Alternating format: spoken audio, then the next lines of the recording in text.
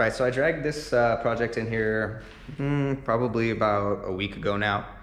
And the body I picked up in July, like I said. The rest of the parts I've had for probably about 4 years now. I've just been saving them for a rainy day, the right project type of a thing, you know. I've had a lot of ideas, but once I got this body, it really fell into place, and I'm super pumped about it. So the body is a 1929 Ford Coupe, and this car right here is like one of my, I would say, dream cars, probably, because I don't know how many of you are familiar with the movie American Graffiti, but that's probably one of my all-time favorite movies. And if you haven't seen it, you should check it out. It's really good. It's about just classic American cars and the culture back in the 50s, you know, like cruising Main Street and yeah, the good old days. And Milner's Coupe has always been one of my favorite cars. I've always loved Milner. You know, he's just like a perfect representation of how I feel in the world today, basically, you know. And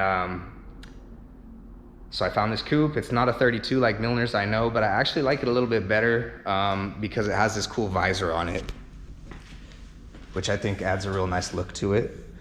And as you can see, the direction I'm going with this is I'm putting this body on a complete C5 Corvette chassis. We got the torque tube, we got the T56 back there, we got the rear subframe with the independent rear suspension. Obviously, we got the Corvette wheels there. There is the drivetrain, and as you can see, it fit really well. I was really surprised. It is probably a hair long on the torque tube. It sticks out a little bit further than I would like, but I think we've got a little bit of room to shift the wheels back maybe another inch or two. That's looking like we can make that happen once we cut a little bit more out of the body. Basic idea with this car is coilovers, and then we'll be, this is a 5.7 out of a Camaro that has forged crank, rods and pistons, and it's got 317 heads on it, ARP head studs. Got an S480 turbo we're gonna be running on it. Haven't quite figured out the placement on it yet, but that's basically the plan, you know? Really excited for the way this car is turning out. You can see I've already got a 17-inch width aluminum racing seat in there from Summit Racing, and it just barely fits. And I'm happy to say that it also fits on the other side exactly the same, just barely not touching the door. You know, it does sit on the torque tube, but that's not a big deal. At least I'll be able to live with it. So basically, we're gonna chop the car. I don't know how much yet. I wanna say like maybe 6 inches if we're lucky. I'm even kind of questioning that still, because I kind of dig the way it looks just like that, you know? And I don't really like the look of these cars unchopped, generally speaking. So we're got some thinking to do on that, but more than likely we'll chop it, because I follow Rat Rod Jeff on Instagram, and if you don't follow him, you should. He builds the baddest Model A's in the country, in my opinion. And he's actually pretty local to me too. He's a real cool guy. But anyways, he chops all of his wicked. Like, he takes all of the straight section out right here. I'd say he probably chops it about that much at least. He does a lot more sedans than coupes, but same difference. Anyways, the basic plan, I'm gonna strip out the rest of this stuff on the rockers here. We're gonna build a square tube frame out of 2x4 tubing that's gonna connect the front and rear subframes, and our floor pans will mount to it. And I haven't quite decided on a roll cage yet. I'm thinking it's probably a good idea because of the horsepower we're gonna be running and how small the car is. But we'll figure that out when we get there. And yeah, what we're gonna start doing is lifting the car off the body and removing all that excess sheet metal we don't need, so we can get started making our frame. So let's dig in. So a few other things to make note of. This car was originally what they call a leather back coupe, which means this entire section was wrapped in leather, including the top. And that's why it's not fully attached and it doesn't have a back window pane, or not pane, but panel. But I'm fairly confident that I'll be able to make all these parts. This seems like a pretty good challenge, but not too overwhelming. So we'll be making a roof panel, most likely a removable roof panel, so that it could kind of be like, not a convertible, but you know, an open top. And then we're gonna have to make all these filler pieces to keep this at the correct height that it's currently at, so the windows match up front and rear. And obviously the back panel, figuring out how we're gonna fill all this in and connect it all and make it look like a real coupe. So we got quite a bit of work ahead of us, but we'll get it done one thing at a time. Okay, well, my camera lens keeps fogging up on the inside because it's so cold this morning. So I wasn't able to capture the footage of me dropping the bolts that connect the mono spring to the control arms, but I'll show you where I did that. Anyways, you can see now that the axles are a lot more level, and I definitely think we're gonna have some clearance issues here. Maybe we'll probably have to space it up off of the subframe on the rear mount just a little bit to ensure we don't get any axle contact. And this is how I removed. There was a bolt that goes through the leaf spring here and connects it to the control arm up here. I just removed the nut and dropped the subframe right down. So now we'll lower the car back down onto it and get a better idea of where the frame rails are gonna run through the trunk. All right, so I think I've pretty much got it figured out, the height of the subframe, and I've got it at 0 degrees from side to side. And now we've got to figure out what our front to back angle is. And the way I'm gonna go about doing that is I have that C5 Corvette that I've been working on in my garage, and I'm gonna go ahead and jack it up and put it on jack stands and check the angle on the subframes, both front and rear, and that'll give us our front to back angle. So let's go get that done. All right, I got the Corvette jacked up in the garage on some jack stands, and I'm just out here at the Model A real quick, checking to see where I'm gonna be able to get my angle measurement from, because obviously I'm not gonna be able to get it off of, ouch, my knees, the subframe mount points, because the subframe is mounted to the car. So what I've done here is I just took my level and checked what kind of reading I'm getting off of this flat surface, and it's about 4.8. And then when I checked my reading up here off of this flat surface, the subframe mount, it's about the same. So we're just gonna check and see what we're getting in that area right there, and it should be pretty close in the ballpark. All right, as you can see, the Corvette's in the garage with the BMWs, and I got her up on jack stands here. So let's go ahead and find out what kind of degree we're looking at on the rear subframe. Oh no, the camera's fogging up again. All right, I wasn't able to get a reading from the area I thought I was going to because the exhaust runs in there, but I was able, to get a reading from an area that the wood block is sitting on the Model A, and it was 0 degrees. So it would be nice to get access to that area and verify what our angle is. So we're gonna see if we can't figure out a way to do that right now. Okay, so I went ahead and pulled that block out, cut it in half, and wedged it in there long ways. And that gave me a point to be able to stick a 2x4 under the front to wedge it up, because it was sagging downwards in the front. And so now I've got the subframe positioned exactly where I want it. It's 0 degrees side to side, and the reading off of this lower portion of the subframe where the transmission mounts to was also 0 degrees front to back, which gives us a 0.08 degree slant towards the front of the car off of the top of the rear subframe mounts. And basically now what I'm going to do is start designing the portions of tubing that's going to run from front to back on the subframe. And we're going to have to add some spacers in order to clear the potential axle movement up and down. I'm not sure how much it is going to move, but I do know that I don't want to have it come into contact with our frame rails for sure. So we have to space it up a little bit.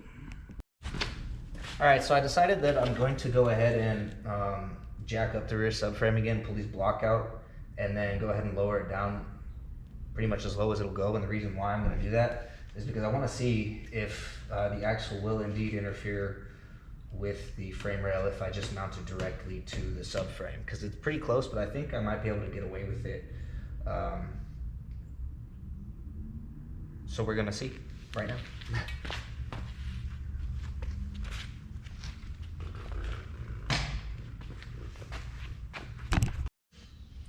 All right, well, I got the subframe pretty much slammed out as low as it'll go, and from what I can tell, the axle is going to interfere with our frame rail on one side or the other, just barely at full droop. And I don't know if this is past full droop or not, but I think what we're going to go ahead and do is just space the mount point for this frame rail up 1 inch, and that'll give us the clearance we're going to need with plenty of room to spare over the axle. And then once we have that section done, we'll figure out how many inches spacer we're going to need for this side. Okay, I went ahead and cut my 2 pieces of frame rail, and the first thing I'm going to do is find out exactly where the pin needs to go, the centering pin, and we'll mark it out on both pieces of frame rail in exactly the same location so that they line up.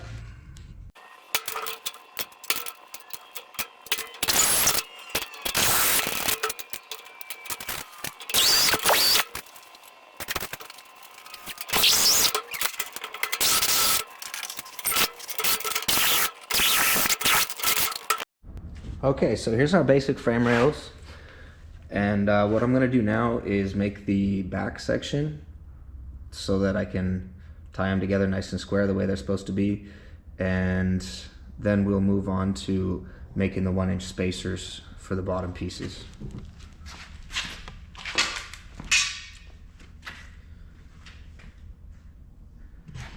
So here's my rear piece that's going to connect the 2 frame pieces, and what I've done is I've cut it the entire length of the outside measurement, and what I'm going to do now is notch each side and leave some flat plate on the outside to cap those frame rails. So basically I'm just going to take my square here and measure in about 2 inches, and then I'll make sure that our new lines are the correct measurement for the inside of those frame rails.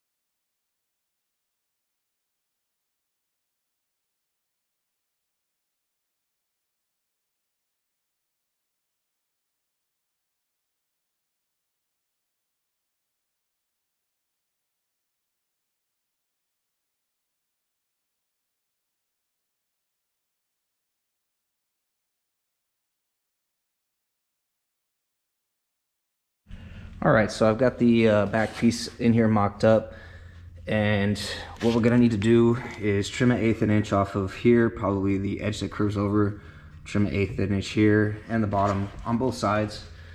And then we will have the correct joints that I want in order to lay down some beads, and we'll go ahead and square it back up with our squares and get some tack welds on it.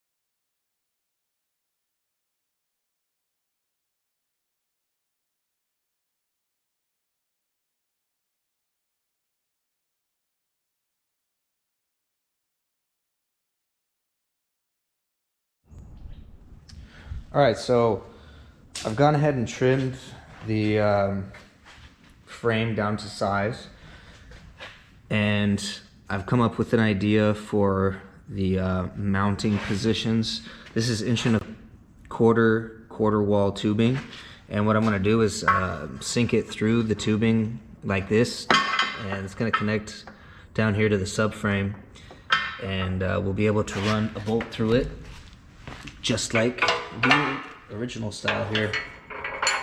So, and that'll also give us some strength with this bolt, right? So it doesn't have the ability to crush the tube at all when it's clamping it down.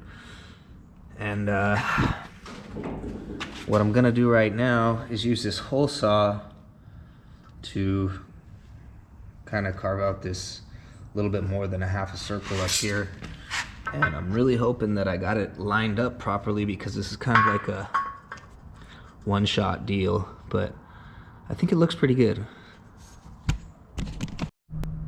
Okay, so I completely forgot to get footage of doing this, and it's probably because I was completely spitballing it, and it came out perfect. I would say I'm surprised, but I'm getting pretty good at this, so I'm not really too surprised. Anyways, you can see I got both of my front mounts welded in. I still need to enlarge the holes in the back and weld in those posts as well. But I think I'm gonna call it a night for now and get back on it tomorrow. So, pretty good progress for today. All right, so today I'm gonna start with building the framework for our front subframe. And once we get finished with that, all we have to do is figure out if they're parallel with each other or not, and then connect them with the tubing that's gonna run along the floor pan. So I've got the front subframe up here on my workbench, and we're gonna do basically the same exact thing. I'm gonna leave. All right, so here's our two front frame rail sections, and I've gone ahead and left 2 inches of overhang on the front from the pin location. So this is the pin that's going to be the bolt hole, and getting ready to go ahead and drill them right now.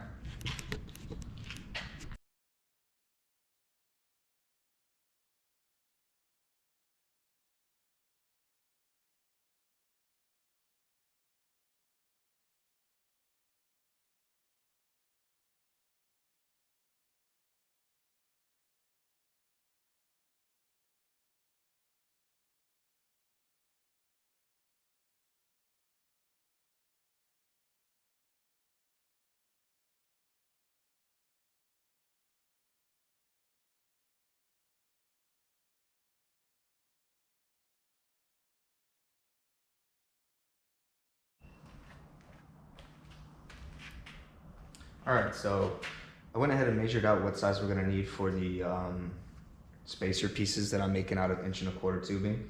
And on the rear side, it's gonna be 7 5/8. We'll go to 3/4 just to have a little bit of extra on there. And on the front, it's gonna be 4 inches again, just like on the rear. So I'm gonna go ahead and get those cut out, and I'm also gonna decide what I wanna do with my front cross brace section here. I'm not sure if I want to just go straight across like I did on the back, or come up with a different idea for maybe a radiator mount or something. So I'll be working on that too. All right, I went ahead and tacked in basically just a support up here to kind of keep everything square. And I cut a piece of the tubing that I'm going to be using to go through the rectangle tubing, and I made it just the right size to fit in between the subframe and the frame.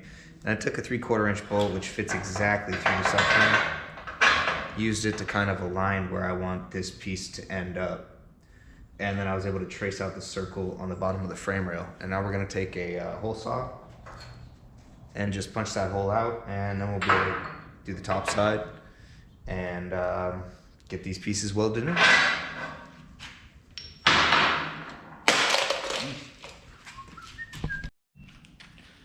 Okay, so the way I'm locating the hole for the other side is by taking my tape measure here and just lining it up with the edge, obviously, and then I just run it back and forth, and I figure out which line on the tape measure intersects with the very last part of the circle that it is crossing apart. And right now it looks like that's the 16th mark before 3 3/4. So we're gonna go just about 3 3/4 on the other side lengthwise, and then I take my square here and do the same thing along the frame this way, and then I just mark it whichever line happens to intersect with the circle at the outermost edge. And then we just flip the frame over and make our X and put our center hole and drill it through.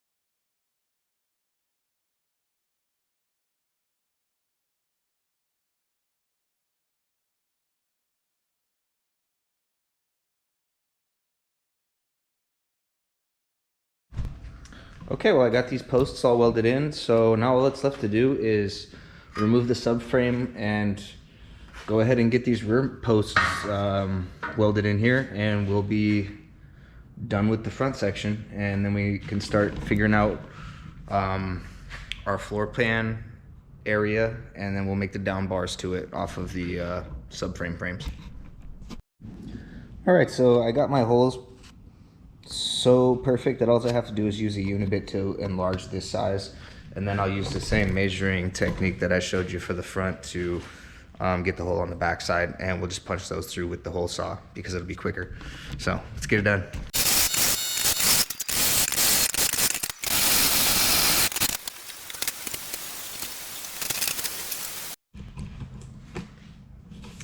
All right, here's the finished product.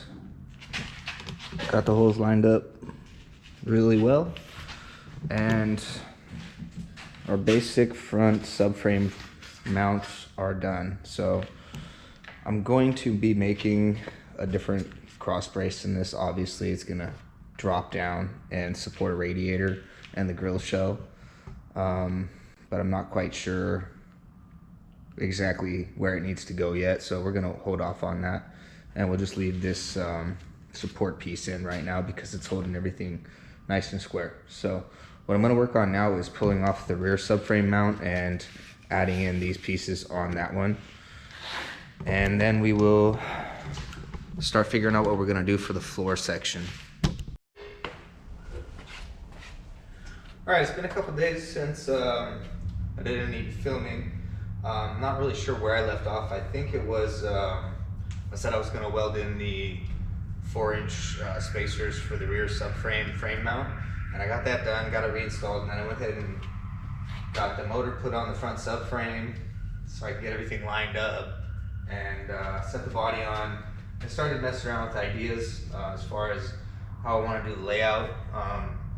One thing that I ran into once I set the body down with the motor in place was I noticed that the cowl ends quite a bit further back than I wanted it to be from the back of the engine, almost 8 inches I would say from the intake, and so that's why I have the hood here, kind of take it apart and seeing how I can kind of fill that gap and make it look a little bit better. I also have to come up with an idea as far as where I want to mount that S480 turbo. And one of my initial ideas was to have it mounted kind of right here in the middle, sitting on top. So maybe the exhaust manifolds will run up behind the motor and feed the turbo. I'm not 100% sure yet. So, but this is the basic idea of what it's gonna look like. I do think that I'm gonna be able to move the body forward maybe 4 inches if I'm lucky, depending on where the upper control arm mount comes in. But we'll figure that out later. Right now, what we're gonna worry about doing is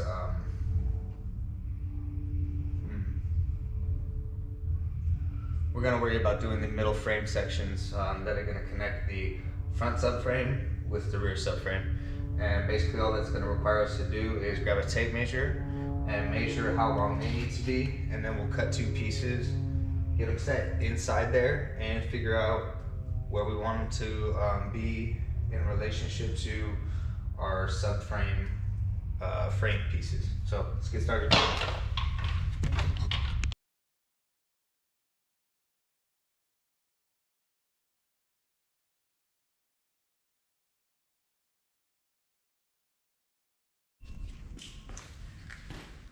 All right, the last couple days I keep having issues with condensation happening on the inside of my GoPro lens. I think it's because I keep leaving it out in here in my shop overnight and it's real cold. So I'm gonna try bringing it in the next couple nights and hopefully that solves the issue. But anyways, what I was working on yesterday was getting the frame rails for underneath the body of the car measured out and cut up. And I went ahead and did that. I cut one at 5 foot, and then I found another piece of 2x4 tubing that I had, which was 4 foot and 10 inches. So I'm probably gonna cut the other one down to match that, and we'll just go with that. It should be plenty long enough. And what we're gonna do today is we're going to figure out the width that we want the frame rails to be separated underneath the car, and we're going to basically line them up exactly how we want them, make them perfectly square, and then tack a couple of support pieces on there to keep them in place. And then we'll get them set under the car where we want them, and we'll line them up with the subframes and create the bars to connect those 3 pieces together. So another thing that I ended up working on last night was cutting out some more material back here that a previous owner had added on, old modifications, and I was able to slide the body forward almost 4 inches, and I really like the way it's come out. It's really helped with the gap in between the cowl and the back of the motor. It looks a lot better, and I'm real happy with the way the back of the car contours with the wheel, I guess you could say. One thing that is probably gonna be interesting is mounting the rear control arms, because the area they're supposed to mount to is like in this vicinity right here. So we may have to cut into the fender a little bit, which I didn't really want to do, but we'll figure that out once we get there. Right now, let's work on getting those frame rails cut to the same length and then squared up. All right, well, the camera was fogging up again, but I went ahead and stuck it in my armpit and it stopped fogging up pretty quick. So here's a quick walk around to show you everything that I've gotten done so far. Pretty much our rear frame is as far back as it'll go. If we moved it any further back, these bolts would interfere with the trunk lid, and we could fix that by flipping them over. But the control arm is gonna mount like right in this area right here, I would say, at least the rear portion of it. So it's gonna be really close already with all that. So there's no way we could move the body back any further. And you can see we've got our frame rails set down in there. I think we're gonna go with like a channeled style on the frame rails, which means they're gonna sit pretty much entirely inside the body. They're not gonna be underneath it at all. And that's fuck. So basically the front frame section here is 35.5 inches wide measuring from outside of each frame rail, and the widest portion on the lowest area of the cowl, which is right there where that triangular shape is, down here, my basic idea when I'm talking about channeling it is the frame rails are going to sit on top of this piece of flat metal, which is the lowest part of the body anyways, which means we'll have to cut all this out, this support here and whatever's left of the firewall. But anyways, from this corner to that corner over there is only 29.5 inches, so that means that we have to bring our frame rails inwards and down something like 3 inches on each side, somewhere around there, I think. And I'm not 100% sure on how far down yet. And then when we come to the back subframe, the width back here is 30. So we got 30 inches wide back here, and initially I wanted to run our down bar off the outside frame rail here and try and free up a couple extra inches of space here for a little bit of a larger fuel cell, which I'll probably be running one on each side of the transmission. But what would be easiest is to be making the bottom floor pan a square and just figuring out whatever it's going to take to match up each subframe to it. So I think that's the direction I'm going to go in. So I believe I'm going to go with like 29.5 inch wide frame rails. Okay, so I've gone ahead and squared up my 2 pieces of frame rail right here. You can see I just tack welded in a couple pieces of 2x2 to hold everything square. And now we're going to work on making room inside of the body, which, like I was telling you earlier, we're going to have to start cutting out a lot of that crap right there. I don't think that'll be too big of a deal. And as you can tell, it gets wider as it goes back, so at some point we won't have to be trimming out inner rocker panel anymore. I probably should take a measurement and figure out exactly how far back that's going to be. All right, so it looks like it's right about in the footwell area. Well, let's say right underneath the front of the seat, but this is about where the frame rails will come through and just go off here into the area where there's nothing. But up until here, we're gonna have to trim basically just straight through to the edge and cut all that crap out. Shouldn't take much with the plasma cutter. I'm a little bit worried about cutting out all this area right here because it does support the A-pillar. So we're gonna have to come up with a plan to either reinforce this or attach it to the frame in some way, because we can't just leave this unsupported. Well, it looks like I was actually wrong. I decided to take another measurement real quick, and it turns out most of the taper starts up here in the cowl section. So we're gonna clear this brace section here pretty much all the way. We might have to cut off that rivet, but I don't think that'll be too big of a deal. So one thing we're gonna have to figure out is how we're going to support the body while we do this, because I can't be plasma cutting into my lift there. All right, I put in a little extra time tonight and managed to cut out all that pieces that I needed to get rid of. Actually came out a lot easier than I was thinking it was going to. So now what we're gonna have to do is probably trim this a little bit, and we should be able to get the frame rails in here. I am gonna go ahead and call it a night though, so we will get back on that tomorrow. I'll see you guys then. Okay, so I decided to go ahead and get the frame rails at least popped into the body, see how we were looking, and I think we're gonna come together pretty good here. Let's see